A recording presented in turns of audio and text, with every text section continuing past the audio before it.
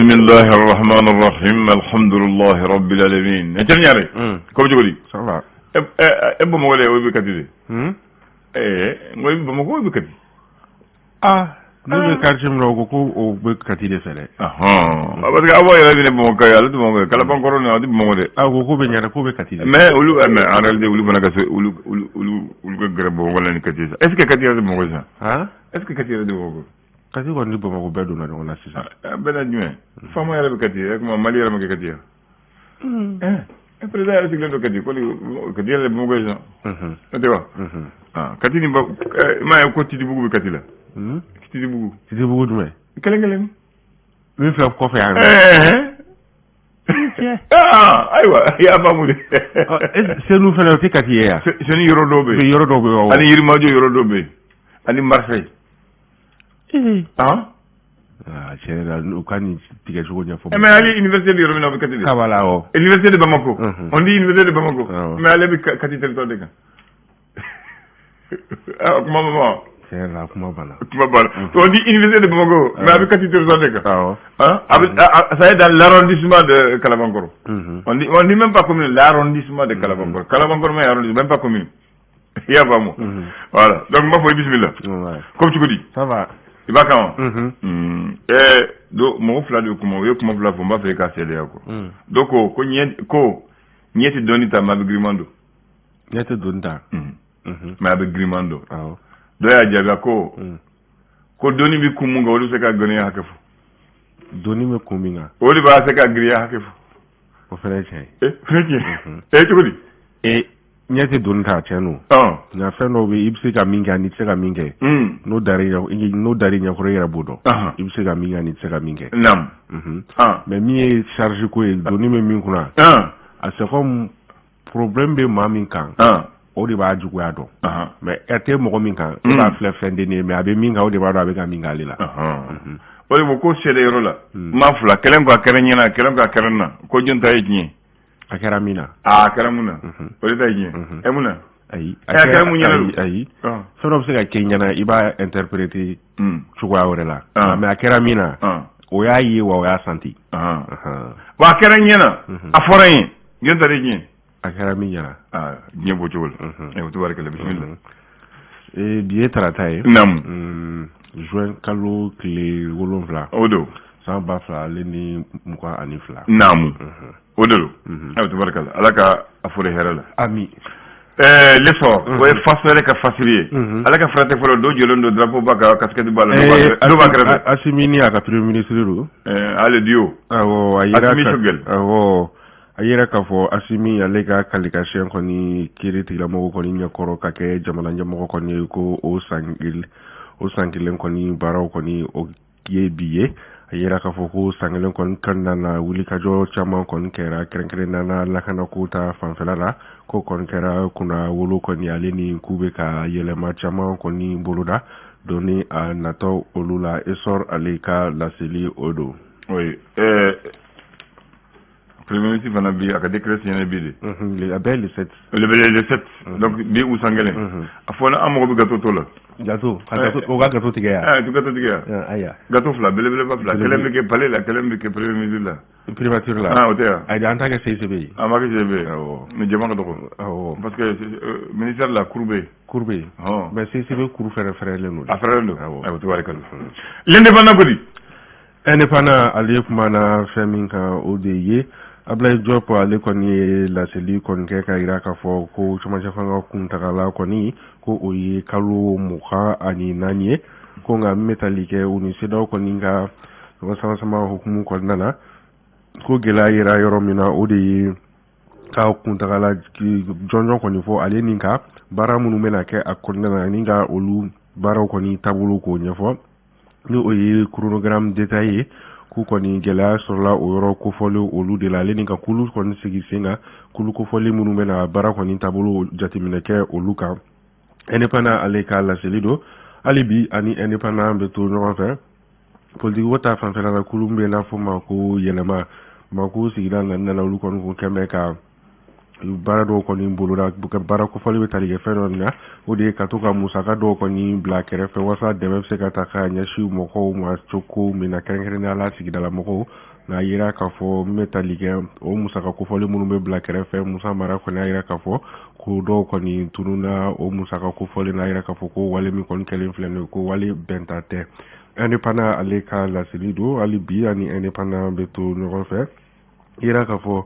kulu min bɛ yen ni a bɛ fɔ o ma ko génération engagée ale ɲɛma ni o ye Mokhtar Ousmane Sy ye ale y'a yira k'a fɔ an bɛ wagati min na ko sisan ko ni ye jateminɛ kɔni kɛ ko Choguel Maïga kɔni dɛsɛra ni ka politique mɔgɔw ka olu fara ɲɔgɔn kan walasa camancɛ fanga o bɛ se ka kɛ ka ɲɛ cogo min na ale ni min bɛ tali kɛ lafasali tɔnw fɛnɛ k'ale sera ka olu bɛɛ lajɛlen kɔni fara ɲɔgɔn kan walasa u se ka dɛmɛ ta ka ɲɛsin camancɛ fanga ma cogo min na.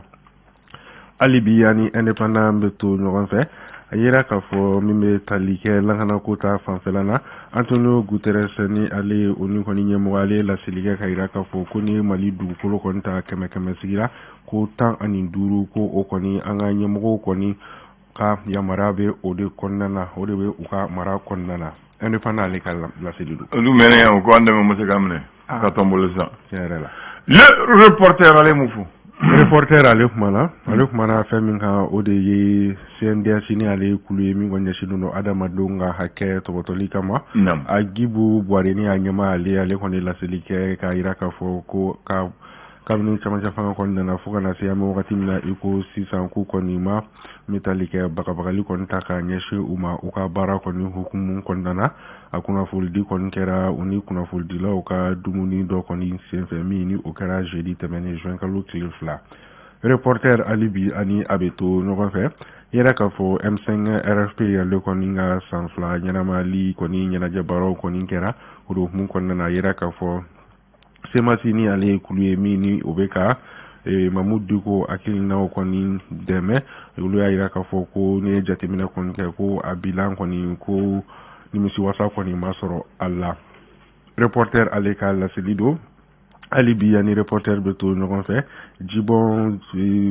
2022 o kɔni senfɛ laseliw y'a yira k'a fɔ ko an ka segin an ka ladalakow ma ko o kɔni o de ka fusa reporter ale ka laseli don. L'indicateur de renouveau ale ka laseli ye jumɛn Bisɔngɔ Danade? Indicateur de renouveau ale kumalen don fɛn min kan o de ye min bɛ tali kɛ Mali camancɛ fanga kuntagala kɔni kan a yira k'a fɔ ko a kɔni bilala kalo 24 ni o ye san 2 ye a yira k'a fɔ ko a baaraw kɔni jateminɛliw kɔni daminɛna kabini mars kalo tile 26 san 2022 tɛmɛnen. Indicateur du renouveau ale ka laseli don hali bi ani indicateur du renouveau bɛ to ɲɔgɔn fɛ min tali kɛ Etienne Fakaba Sisoko a yira k'a fɔ k'ale ka kiiri kɔni bɔlen a dɔgɔkɔrɔ ni ka taa ni a ye juin kalo tile 18 natɔ kɔni na min tali kɛ tribunal de grande instance kɔni fɛ hukumu kɔnɔna na a kɔni dɛmɛbagaw ala ka sɔrɔladonbagaw olu kɔni y'a ɲini k'u k'a bila liberté provisoire kɔni na a yira k'a fɔ ni ma ko fɔlen ko a bɛ kaso la a bɛ kalo 6 bɔɲɔgɔn bɔ hukumu kɔnɔna na sɔrɔladonbagaw kɔni wililen bɛ a bɛ se ka liberté provisoire o sɔrɔ cogo min na. Indicateur du renouveau hali bi ani a bɛ to ɲɔgɔn fɛ yira k'a fɔ n bɛ tali kɛ politique tɔn bɛ yen n'a bɛ fɔ ma ko Adema ale kɔni ye welewelemada kɔni kɛ Asimi Goita ma ni ale camancɛ fanga kɔni ɲɛmaaba ye ko kɔni bɛ ɲɔgɔn sama min na ni CEDEAO ye ko Asimi ka jateminɛ kɔni kɛ a ka jamanadenw kɔni ka hɛrɛ a ka o bila fɛn bɛɛ lajɛlen kɔni sanfɛ walasa ɲɔgɔn sama in fɛrɛ bɛ se ka sɔrɔ a la cogo min na. Info matin ni ye jɔn kunkolo wele b'a kan dɛ. Choguel. Choguel a mun de fɔra?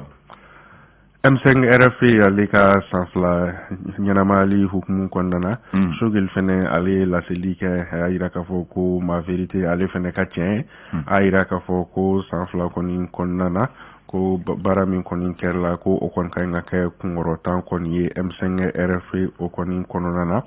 hali bi ani M5 RFP bɛ to ɲɔgɔn fɛ Choguel bɔra ka nin wale min kɔni fɔ sisan informateur kɔnɔna na semasi y'a yira k'a fɔ ko olu kɔni tɛ olu fɛla ye informateur ale ka laseli don. Tubarikala. Il y a ma vérité, il y a la vérité, il y a sa vérité. Le soir de Bamako b'a fɔ Bamako wula ale ko di. soir de Bamako wale kuma le me faminga o de menaka ka olu fe no am wakati na iko sisa adama le ka hake ko ni ko dankarle no ola o do hukumu konna na mimetalike conseil régional de la société civile le kon kembe ka wule mara ko ni bla jamala nyemo oluma aleni banman ka tawma o se ka wili ni ngata demedo ni yoro ko fole sigidala moko oluma choko minna soir de Bamako alibi ani ambeto no kon fa yira ka fo amta bunin ka olufe no woni ko ni sigidala moko do ko ni kutara metalike bamanci wale ke ba moko ko ni no feni oye katiba moko ye am wakati na iko sisa ko ko ni chama meka ufushi unuka nje moko ko ni be kele ko ni na obi ku ufushi ka bo bamanci wale kulu ko fole ko ni konnana soir de Bamako alibi ani ambeto no kon fa yira ka fo sema nale ko ni keme ka wele mada ko ni bla jamala jamoko ko ni ma ka ira ka fo ko am wati na ko sisa mali ko ni kora fan fela ko na ko lakana ko ni sabati lente ina fo ala nyine no to mina udo kum ko na wele mada ko ni ke nyemoko ma wasa nu se ka franga no kulu ko ni nyaa kren na lakana ta fan fela na lakana se ka sabati kora fan fe choko mina soir de Bamako aleka la selido comme folo ko wiro la kana no ni fo here lu yere be ka wule ma folo ko wilo la kana no yere wile o ga do u dando o tewa Mali Tribune alek mana feminga o de ko camion ta ani nani mono ni olu ko ni bisikile ndo mi metalike ni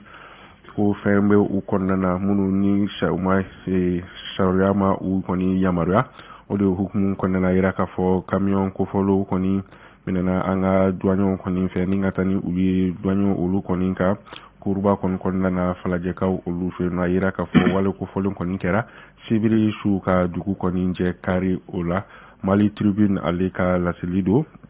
ali biani Mali Tribune beto no fe anga sigida olu be se ka lakana choko mina ale ni jakungo se ka kele choko mina do kum ko na metalike ko 15 de l'environnement le ko ni baro ko ni nunduna bugun ka olu fe yenno Mali Tribune alibi ani abeto no kon fe sisa amta kenya baka olu fe no sanumbo hukumu ko na ira ka fo mawo mani olu kon kubeka sanumbo kon gani yoro ko folina sanumbo chugo mini akonte sharia kon nana ami wati na ko sisa ko wule ka jo ko ni kembe wasani mo ko fole no seka sanumbo ko fole ka jo walma uku obla sharia o kon nana o kabla sharia o konajo Mali Tribune ale kala seldu o kabla sharia la don beki ni yoro so beki da yoro don ko no de anyi iken nyare ikam Mali ga Mali ga bonde mais ba don Mali damna ni région woro mais biya mi jolla mu wantari tani kono tani district Bamako voilà non maintenant 19 régions plus le district de Bamako OK mu gagne maintenant et Mali be Korofé sisan région kelen kere région Douri région kelen kere Douri okoro yoro ku ka bune et d'afu mais yoro mi se ka klafu duru au Kabunde. Il y avait la région de Gao. En 1960, Modibo est région Woro ko Bamako, Kai, première région, deuxième région Bamako, troisième Sikasso, quatrième Ségou, cinquième Moti, sixième Gao. Région Woro. Oui, à Malit là. Mais il y a quatre là, Gao est Malit là, Djebe. Tale Nyebe, Kuleta Kara, Wadimina Moussa Nouna ko bon konganga yelema doni ko yelema folo 1912 n'entrave ko Bamako manga ke région parce que nyema be ya baraka be ya fama be ya Bamako kanga statut particulier soro statut particulier o donc Bamako be ke fabaye capitale district ko Koulikoro be ke région flana donc Bamako n'est plus deuxième région c'est Koulikoro qui est devenu deuxième région Bamako est devenu district et capitale 78 uli aussi ko Korofé la ka bode Korofé la maison kele ko bo ko ka fla o muy ka la fla pour que maraka se ka sinsi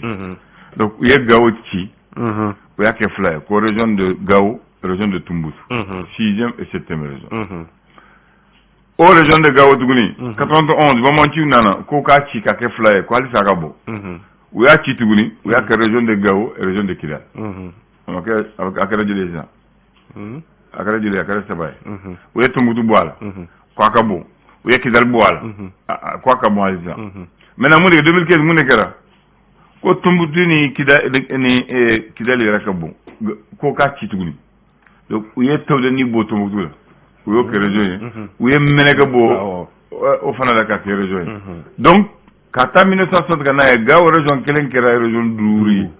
5 k'a yira ka Mali ka bon dɛ k'a sɔrɔ région kelen tun ka bon maintenant u ko non pour que mara ka segin so bɛɛ k'i yɔrɔ sɔrɔ ko u k'a kɛ région 19 ye donc u y'a daminɛ u ye région kura ko maintenant Buguni Kita Nara Bandiagara Dioila Nioro Koutiala San ani Douentza olu fana ka kɛ u dama région ye mais problème ye jumɛn a y'a sɔrɔ ne ye fɛn fɛn bɔ n bɛ tun ye dɔ ka cercle de i y'a mɛn Buguni tun bɛ Sikaso mara la Kita bɛ Kayi mara la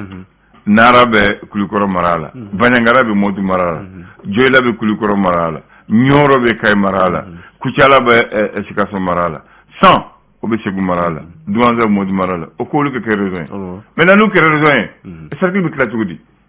village bɛ tila cogo di u cɛ bon problème o yɔrɔ la est-ce que man ko kɛ daga bondala de ya gouvernement mɔgɔ y'u sigi bureau la u ye carte da u y'a tila